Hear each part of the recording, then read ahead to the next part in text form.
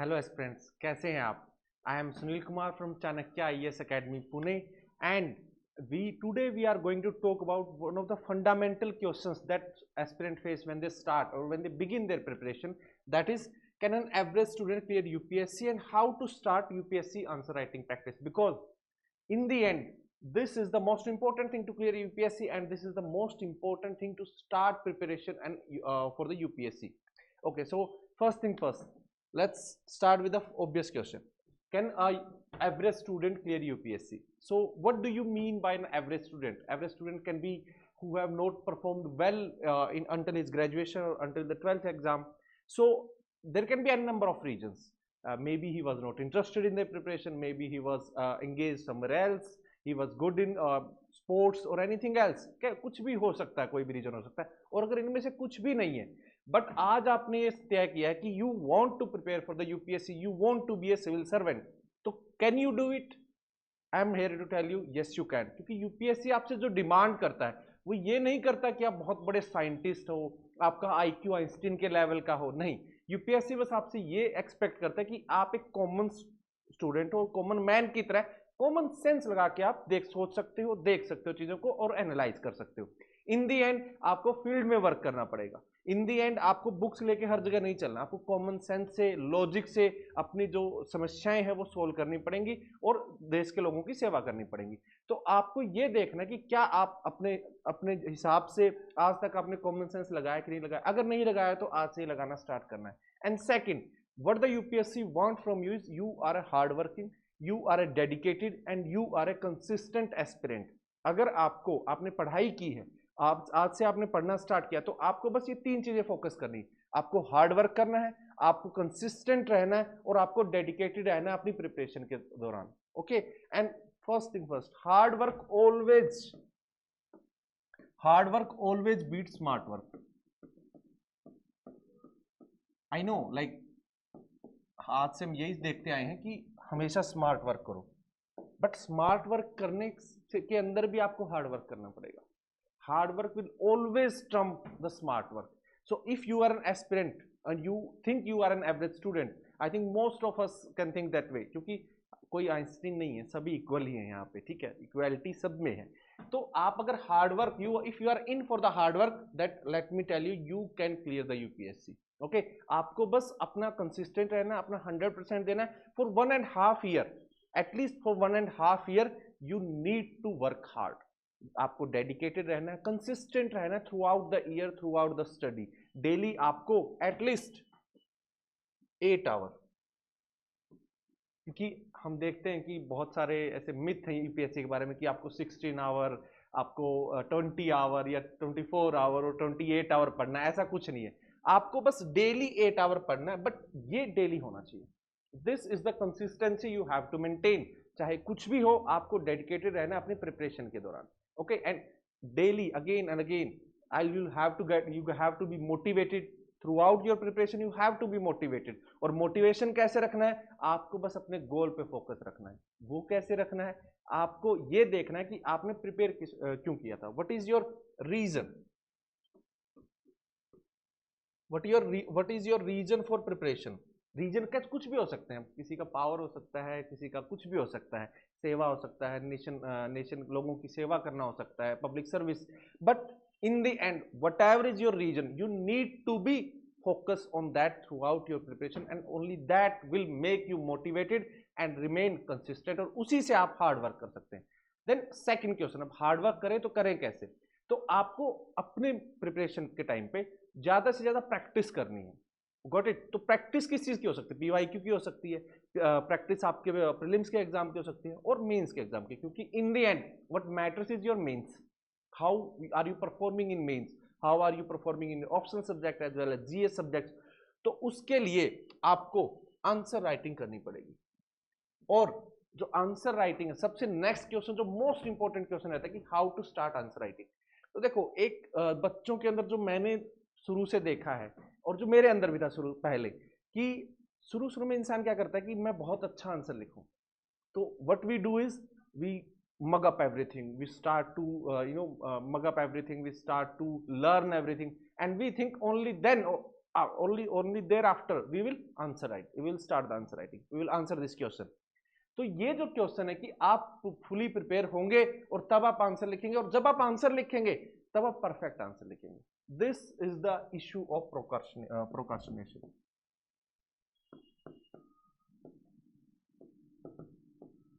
आप टालते हैं. क्यों? क्योंकि आप फियरफुल हैं. आई नो एडमिट करना थोड़ा सा मुश्किल है, डर लगता है कि अच्छा आंसर नहीं लिखा तो तो क्या होगा, आपको परफेक्ट आंसर लिखना है, तो उसके लिए वो फियरफुल है. वो फियरफुल आपको ऐसा नहीं कि किसी को दिखाना ये फियरफुल, आपको खुद से डर लगता है. Got it? क्योंकि आप अपने अंदर एक होप रखते हैं खुद के ऊपर. तो let me tell you first, आपको फियर हटाना है सबसे पहली चीज. और आपको ये आपके दिमाग में आना चाहिए कि पहले मैं खराब आंसर लिखूंगा या लिखूंगी, only then I can improve. क्योंकि जब तक खराब नहीं करोगे तब तक सही नहीं करोगे. इंप्रूव आप तभी कर सकते हो जब कुछ खराब हुआ हो. तो let's start this by step, how to prepare और how to start answer writing. So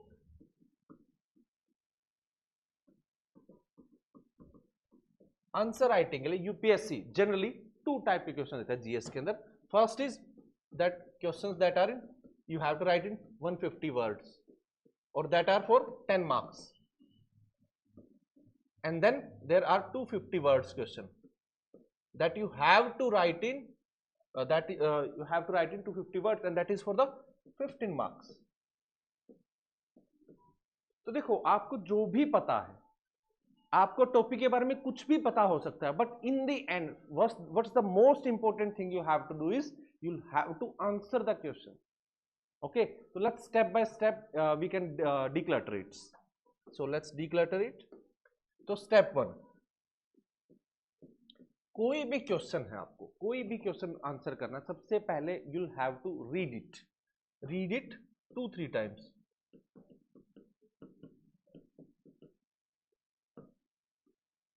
got it?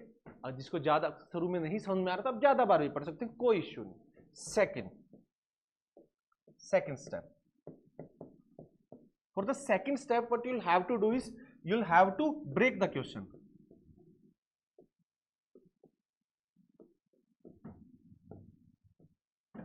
कि what are the different parts they are trying to ask me.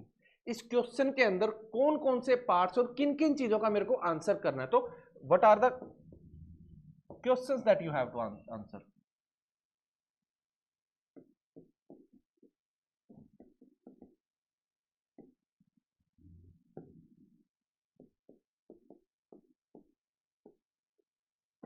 ये जो पार्ट है ये मोस्ट इंपॉर्टेंट पार्ट है. क्योंकि होता क्या है ना, एक क्वेश्चन सिर्फ एक सिंगल क्वेश्चन नहीं होता. ऐसा नहीं होता कि आपको बस एक बार में ही एक हेडलाइन देनी और उसी का आपको आंसर करते जाना है. UPSC is evolving day night, again every year it is evolving. और अभी जो आपका पैटर्न है वो क्या है कि एक क्वेश्चन के अंदर आपको बहुत सारे क्वेश्चंस दिए होते हैं, आपको कुछ स्टेटमेंट दी होंगी, and then you have to ask please elaborate it, please discuss it. Then third, watch the tail words.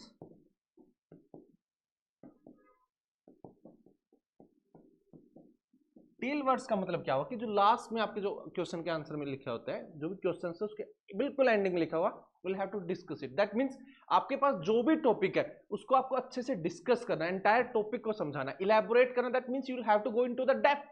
And then अगर आपको वहां पे क्रिटिकल एनालिसिस लिखा हो, that means you will have to answer both side of the question. आपको एक statement दी होगी और बोल देंगे कि इसको क्रिटिकली एनालाइज करो, तो वो आपको कैसे करनी है, उस स्टेटमेंट के दोनों पहलू लिखने हैं. एक सिक्के के 2 पहलू होते हैं, कोई भी चीज हो, कोई भी टॉपिक हो, कुछ नेगेटिव्स होंगे, कुछ पॉजिटिव होंगे, कुछ आर्गुमेंट इस साइड के होंगे, कुछ आर्गुमेंट दूसरी साइड के होंगे. तो आपको उन दोनों आर्गुमेंट को लिख के एक बैलेंस्ड ओपिनियन देके आपको क्वेश्चन करना है. देन स्टेप 4, जब आपको ये पता चल गया कि आपको टेल वर्ड्स देख लिए, आपने डिफरेंट क्वेश्चंस के आंसर कर लिए, तो आपको बस 2-3 लाइंस में एक बार अपने दिमाग में आंसर सेट करना है कि मेरे को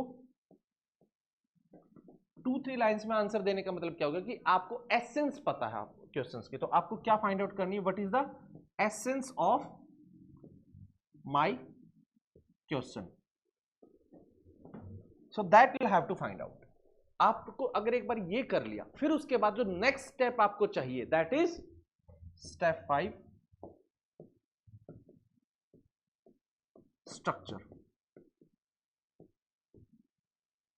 this is the most important part. Even बहुत सारे स्टूडेंट क्या गलती करते हैं कि उनको क्वेश्चन आता भी है, उसको पूरा आंसर पता है, पर फिर भी उनको अच्छे मार्क्स नहीं आते क्योंकि उन्होंने स्ट्रक्चर अच्छे से नहीं किया हुआ। तो स्ट्रक्चर आपको ध्यान रखना है। आइए मैं आपको स्ट्रक्चर समझाता हूं, बहुत अच्छे से हमको ये स्ट्रक्चर करना पड़ेगा। आइए इसको नेक्स्ट स्लाइड में देखते हैं। तो आपके जनरली जो हम मिथ है कि आपको कैसा होना चाहिए, आपके पास एक इंट्रो होना चाहिए, आपके एक बॉडी पार्ट है, and then you have to conclude the answer. Generally इसी को स्ट्रक्चर मानते हैं, ठीक है। और यहीं पे गलती होती है क्योंकि आपको ठीक है इंट्रो में लिख देंगे, कंक्लूजन लिख देंगे, बॉडी लिख देंगे, बट आपको ये नहीं पता कि किस पार्ट के ऊपर कितना फोकस करना है। Got it. तो पहले तो हम इंट्रो और कंक्लूजन का ही खेल समझते हैं। What is intro?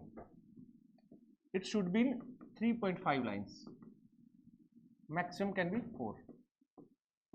इससे ज्यादा बड़ा आपको इंट्रोडक्शन नहीं करना है क्योंकि आप कोई भी टॉपिक है उसको इंट्रोड्यूस कर रहे हैं। तो इंट्रोड्यूस में आप पूरा आंसर थोड़ा ना लिख देंगे। अगर आपको ऐसा लग रहा है कि आपके पास नॉलेज ज्यादा है शुरुआत में लिखने के लिए, तो पैराग्राफ को बाइफरकेट कर दीजिए।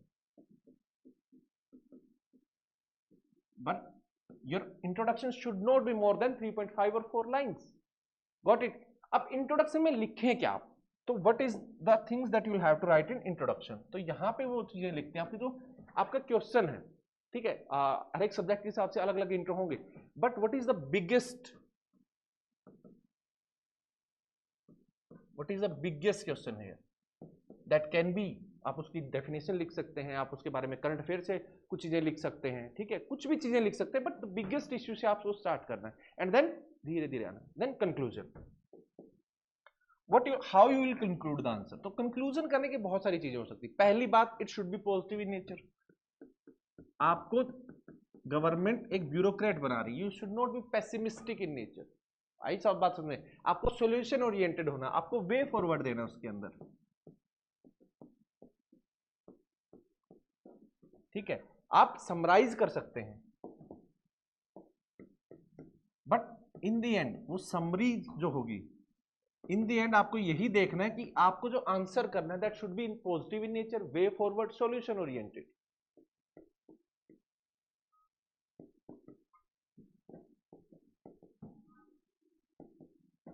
आपको कोई भी कंक्लूजन चाहे बेशक आपको लगता है कि क्वेश्चन पेसिमिस्टिक है और क्वेश्चन नेगेटिव है, तब भी आपको जो उस टॉपिक से जो भी आपको पॉजिटिव बात लगती है पूरे आंसर की, वो आपको लिखनी है।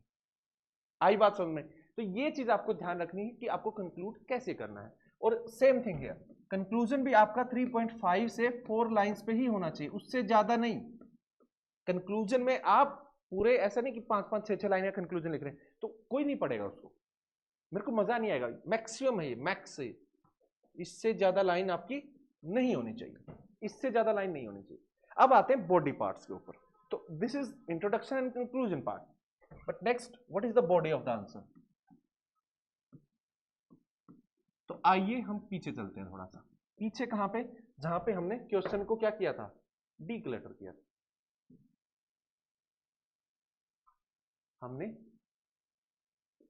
क्वेश्चंस को डीक्लटर किया था कि हमारे हमसे क्वेश्चन के अंदर कौन कौन से क्वेश्चन पूछे गए हैं, ठीक है। तो यहीं से अगर ये पार्ट जो है, अगर ये पार्ट आपने कर लिया है, तब आपको बॉडी लिखनी आंसर की बहुत ईजी है, क्योंकि आपको ये पता कि मेरे को कितने क्वेश्चंस का इसके अंदर आंसर देना है। तो इसके अंदर पहली बात आपको ये पता है कि how many questions are there, और जितने क्वेश्चन होंगे उतनी ही क्या बन जाएंगी, आपकी हेडिंग्स बन जाएंगी। इजी है, बिल्कुल इजी भी, ठीक है। ये बात आपको ध्यान रखनी है, जितने आपसे क्वेश्चन पूछे गए हैं आपको उतनी ही हेडिंग बनानी है, और उसी के हिसाब से हर हेडिंग को adequate amount of time and space देना। ऐसा नहीं कि आपके पास मान लो 3 क्वेश्चंस पूछ रखे हैं क्वेश्चन के अंदर, तो आपने 2 हेडिंग तो दे दी, एक को बहुत ज्यादा स्पेस दे दिया और एक को आपने लीव कर दिया, या आपने बस पासिंग रिमार्क्स दे दिए, आपने वो नहीं किया जो उसके साथ जस्टिस करना चाहिए था क्वेश्चन के, तो 1/3 आपके मार्क्स यहां पे कट जाएंगे। आई बात समझ में? तो हर एक हेडिंग को, हर एक क्वेश्चन को एडिक्वेट अमाउंट ऑफ टाइम और स्पेस देना है, उसके साथ जस्टिस करना है। Got it? अब आइए चलते हैं नेक्स्ट। अब हेडिंग आपने बना दी, अब हेडिंग कैसे करनी है, आपने कोई हेडिंग बना दी, उसके बाद आप उसका आंसर करेंगे, तो आप पैराग्राफ में कर सकते हैं, but most of the time GS के अंदर अगर पॉइंट फॉर्मेट में करें तो इजी होता है, क्योंकि एग्जामिनर का काम आप जितना इजी करेंगे, उसको जितना अच्छे से दिखेगा, स्ट्रक्चर अच्छे से दिखेगा, वो आपको उतने ही मार्क्स ज्यादा रिवार्ड करेगा। ठीक है, जनरली पैराग्राफ जो स्टाइल है वो एक्सप्लेनेशन और डेप्थ में जाने के लिए होता है, ऑप्शनल में it might be helpful for you, but not in GS. मैं ये नहीं कर कि आप कर ही नहीं सकते, बिल्कुल कर सकते हैं। अगर आपको लगता है कि आप पैराग्राफ में अच्छे आंसर लिख सकते हैं, आपको लगता है कि पैराग्राफ में आप अच्छे तरीके से आंसर कर सकते हैं चीजों का, डेप्थ में जाके अच्छे से उनको एनालाइज कर सकते हैं, गो फॉर इट। बट वहां पे भी आपके जो पैराग्राफ्स हैं वो छोटे होने चाहिए, उनके साथ प्रॉपर अंडरलाइन होनी चाहिए, प्रॉपर ब्रैकेट के अंदर चीजें यूज करनी है आपको, वो ऐसे करना आपको। लेकिन हेडिंग्स में क्या करना है आपको, अब हेडिंग है तो सबसे पहले आप क्या देंगे, सब heading. What should be the heading that justify the question, justify or answer the question that is given in front of you, then sub headings। ठीक है, जो सब हेडिंग्स देंगे उनका काम क्या है, उनका एक ही काम है जिंदगी में कि वो हेडिंग को जस्टिफाई करें, दे शुड जस्टिफाई और आंसर योर हेडिंग। अगर आपकी सब हेडिंग को जस्टिफाई नहीं करती, that means it is not relevant here, got it. अब हेडिंग लिखने के बाद आगे आपको इसको, आप हेडिंग को थोड़ा सा एक्सप्लेन कर सकते हैं, थोड़ा सा, ज्यादा नहीं, और यहां पे adequate example, example can be anything, example can be data, example can be constitution articles, example can be anything that you have question के हिसाब से। बट वो एग्जाम्पल कैसा देना है, दैट एग्जाम्पल शुड जस्टिफाई और आंसर योर सब heading. आई बात समझ में? आपको हेडिंग बनानी है क्वेश्चन का आंसर देने के लिए, सब हेडिंग बनानी है जो आपके हेडिंग को जस्टिफाई करती होनी चाहिए, एग्जाम्पल वो देने जो आपकी सब हेडिंग्स को जस्टिफाई करती होनी चाहिए। आपको इस पैटर्न के अंदर क्वेश्चन का आंसर करना है, तो आपका जनरली पैटर्न ये होगा। आई बात समझ में? तो यहां पे this is the nuances of getting good marks in UPSC. ठीक है, आप ये चीजें देखने के लिए आप टॉपर्स कॉपी, जो पुराने टॉपर्स हैं मेंस की, उनके आंसर कॉपी देख सकते हैं, उन्होंने जिसको अच्छे मार्क्स आए हैं उन्होंने सबने यही किया हुआ। ठीक, इससे क्या हो गया कि आपने क्वेश्चन का आंसर किया, अब आपने आंसर करने के लिए हेडिंग बनाई कि इसका आंसर ये होगा, और उस हेडिंग को जस्टिफाई कर रहे हो आप, तभी तो आप एक्चुअली में आंसर कर रहे हो। और हेडिंग को आंसर करने के लिए आपने सब हेडिंग बनाई है, और सब हेडिंग को आपको आंसर करने के लिए, उसको जस्टिफाई करने के लिए you are showing that this is true through an example. Example का काम यही है ना, आप एग्जाम्पल कब देते हो, कोई चीज आपको प्रूव करनी, तो आप प्रूव कैसे करेंगे, जो चीज सब हेडिंग को जस्टिफाई करती होगी, that's it, nothing else matter. तो दिस इज द पार्ट और the body part, this is the structure of your answer. आपको आंसर ऐसे ही करना है, आई बात में, तभी एक अच्छे मार्क्स ले पाएंगे, क्योंकि एग्जामिनर देखेगा हेडिंग दी हुई है, सब हेडिंग दी, एग्जाम्पल दी, तीनों एक दूसरे को जस्टिफाई करने, तो यस आपने आंसर कर दिया। आई बात समझ में? एंड आपने सेम नेक्स्ट हेडिंग, हेडिंग 2, आपने नेक्स्ट जो क्वेश्चन का आंसर करना है इसी के अंदर, हेडिंग 2, सब हेडिंग एंड एग्जाम्पल, यही फ्लो आपको रखना है। आई बात समझ में? और बस कुछ चीजें आपको ध्यान में रखनी है, जैसे अगर आप बॉडी पार्ट के अंदर, अगर आप बॉडी पार्ट के अंदर if you are writing any challenges और इश्यू, और you are criticising, criticism can be of the government of the day, of anything, आपको वहां पे क्वेश्चन को एंड नहीं करना है। आपको कंक्लूजन लिखने से पहले you will have to give the way forward, और you will have to give the solutions. अगर आपने चैलेंजेस लिख के क्वेश्चन को छोड़ दिया तो अधूरा लगेगा। You will have to be solution oriented. कल को आप आईएएस बनेंगे तो आप इश्यू नहीं गिना सकते कहीं पे भी, आपको ये बताना है कि हमको अब आगे कैसे बढ़ना है, what is the way forward from here, what is the solutions from here. आप चाहे 1 लिखें, 2 लिखें, 3 लिखें, 4 लिखें, ये चीजें चाहे आपसे पूछी हो या ना पूछी हो, अगर आप कहीं पे भी ऐसा कोई पार्ट लिख रहे हैं जिसमें चैलेंजेस, इश्यूज और क्रिटिसिज्म लिख रहे हैं, तो वहां पे आपको वे फॉरवर्ड देना पड़ेगा, वहां पे आपको सॉल्यूशंस देने पड़ेंगे। ये आपके लिए एक्स्ट्रा मार्क्स फेच करेंगे। जो ये पार्ट आप दोगे, एक एक्स्ट्रा मार्क्स आपको मिलेगा और एक एक क्वेश्चन से 20 मार्क्स, ठीक है। ऐसे ही हर एक पेपर के अंदर आप 20 मार्क्स एक्स्ट्रा ले रहे तो you will be definitely able to clear. तो एक एवरेज स्टूडेंट इन सब चीजों का ध्यान रख के आगे बढ़ सकता है, और ये चीजें सिर्फ आपके लिए नहीं है, ये टॉपर्स के लिए भी सेम चीज अप्लाई होती है। So these are the things you'll have to remember. These are the things you'll have to consider while writing your answer. और let me tell you, आप ये सारी चीजें शुरू में नहीं करेंगे, आपसे नहीं होगा, ठीक है। नेगेटिव्स नहीं बोल रहा हूं, बट अगर आप कंसिस्टेंट रहेंगे, आप 10-15 आंसर लिखेंगे, आप एक पेपर लिखेंगे, 2 पेपर लिखेंगे, 3 पेपर लिखेंगे, तो आई एम श्योर कि आप लिखेंगे। आई एम श्योर कि अगर आप लिखने के बाद खुद को एनालाइज करेंगे तो definitely you will be able to write it, definitely you'll see the improvement in your answers. Got it? So that was about the answer writing, guys. Thank you so much. आइए Chanakya IAS academy Pune मिलते हैं।